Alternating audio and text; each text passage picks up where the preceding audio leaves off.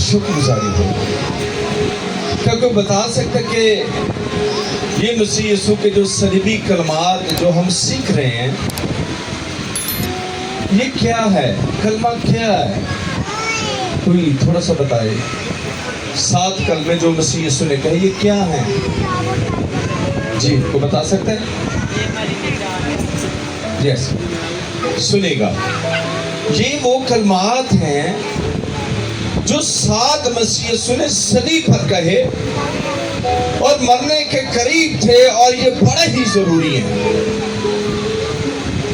जो शख्स मरने वाला होता है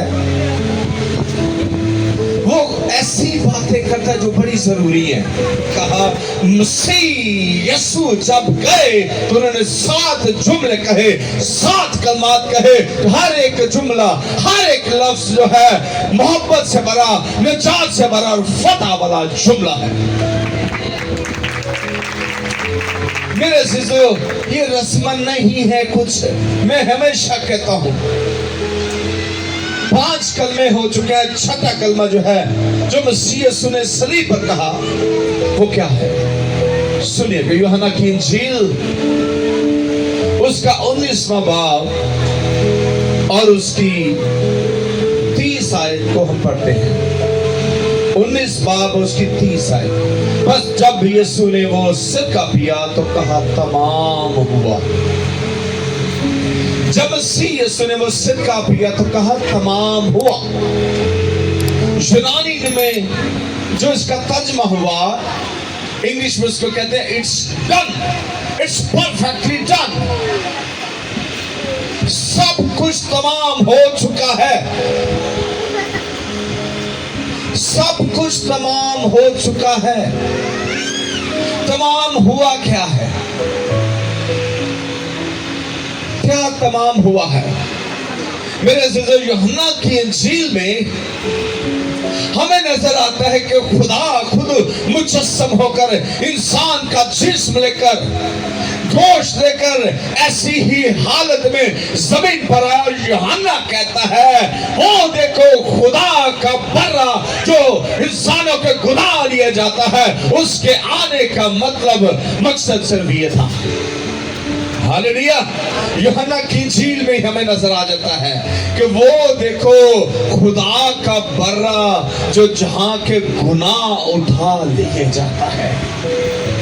वो गुनाह मेरे और आपके थे। हालेलुया। बागे अदन में जो गुनाह आदम ने किया, खुदा की हजूरी से महरूम हो गया, अब सब जानते हैं। लेकिन हमें पैदाइश में ही नजर आती है। बेशक कोई खुदा मंसूबा करता है, प्लान करता है कि इंसान की निजात हो, खुदा से दोस्ती हो, खुदा प्यार करता है, तब ही ये प्लान हो जाता है। कलाम में लिखा है पहली क्वेश्चन को जो होती है कि वो औरत की नस्ल से होगा और वो भी इसके क्या करेगा? सर को कुचलेगा। मेरे अजीजों, पुराने अहदनामा में हमें नजर आता है कि कुर्बानियां होती हैं। खता की कुर्बानी के लिए कुछ चढ़ावे होते हैं, और अगर कोई जाने या अनजाने में हो जाती गलती, उसके भी जो थी कुर्बानियां दी जाती। हमें कदम ब कदम कुर्बानी का सिलसिला नजर आता। भागे आदम में भी हमें नजर आता कि जैसे ही आदम गुनाह करता है, कलाम में बयान करता है कि वहां पर उनके बदन को जो नंगे हो चुके होते हैं गुनाह के सबब से, क्या होता है? चमड़े की पोशाक पहनाई जाती है। आखिर कुछ कुर्बान हुआ, कुछ हमें झलक नजर आ रही है कि कुछ कुर्बान हुआ जिससे उनको ढांपा गया, लेकिन वो आर्जी था। पुराने नाम की कुर्बानियां भी ऐसी ही आर्जी थी। अहबार की किताब में हमें नजर आता है कोई खता होती तो कुर्बानी देना पड़ती, कोई गुनाह होता तो कुर्बानी देना पड़ती। इसके बगैर छुटकारा नहीं था, इसके बगैर छुटकारा नहीं था। साला साल यही सिलसिला चलता रहता। मुझसे ये गलती होगी, आए हाथ रखे जाते, गुनाह ट्रांसफर किए जाते, लेकिन वो आरजी। हमें आज भी नजर आता है कि कुर्बानियां होती हैं, लेकिन वो आरजी, फिर गुनाह चलता रहता है। एक कामिल कुर्बानी की जरूरत थी, एक बेअब यकसाला नर की जरूरत थी। ऐसी कुर्बानी वो करते पुराने अहनामा में, जो बेअब बर्रा होता, यकसाला नर होता, बेअब जो बर्रा होता, उसकी कुर्बानी करते, यानी कि उसमें कोई दाग धब्बा जुरी ना हो। मेरा वक्त चमड़े में थोड़ी देर गुजरा, उसमें ऐसे भी जानवर होते हैं जिनको प्रॉब्लम होती है स्किन में, जिनको बीमारी होती है, अक्सर वो नजर आ जाता है जो इसका काम चमड़े का करते हैं। वो कहते नहीं ये छह मसला है, मसला का। पुराने अहनामा भी ऐसी कुर्बानी ना की जाती जिसमें जानवर को कोई प्रॉब्लम होती, वो बेअब कोई कुर्बानी ढूंढते, ऐसा बर्रा जो बेअब हो। याद रखिएगा, पुराने अहनामा की जो कुर्बानियां थी, वो नए अहनाम की एक काबिल कुर्बानी का एक साया थी, एक झलक थी। इससे गुनाह माफ नहीं होते थे, इससे वक्ती छुटकारा था, फिर अगले साल गुनाह हुए। फिर आज भी हमें ऐसा नजर आता है, बड़ा कुछ होता है, वो आरसी है, लेकिन एक कुर्बानी जो कामिल कुर्बानी की जरूरत थी, वो मसीह यीशु जो कामिल, जिसने कहा कौन है जो मुझ पर गुनाह साबित करे, 6 अदालतों में ले जाएगा, लेकिन एक भी अदालत ने उसको गुनहगार साबित न किया। पहले कहते मैं अपने हाथों को धोता हूं, मैं उसमें कुछ गुनाह नहीं पाता, क्योंकि कुर्बानी, कामिल कुर्बानी के लिए बेअब की बर्रे की जरूरत थी, और वो बेअब बर्रा मेरा और आपका खुदा में यीशु। हालेलुया। कोई बेअब ना था।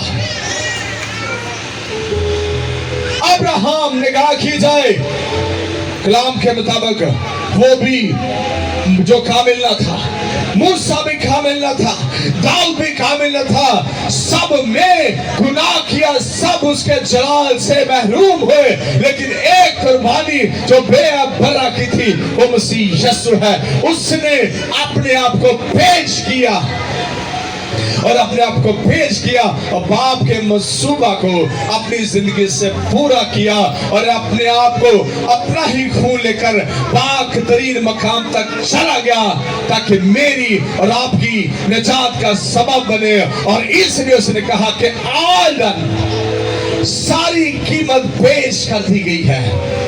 हालेलुया।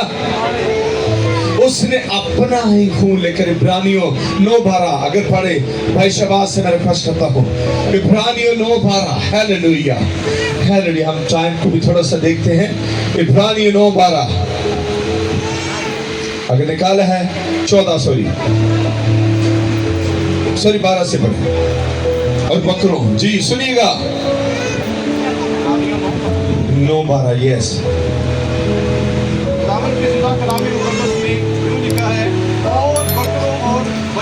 और बकरों और बछड़ों का खून लेकर नहीं, बल्कि अपना ही खून लेकर पाक मकान में एक ही बार दाखिल हो गया, और अपनी खलासी करा दी।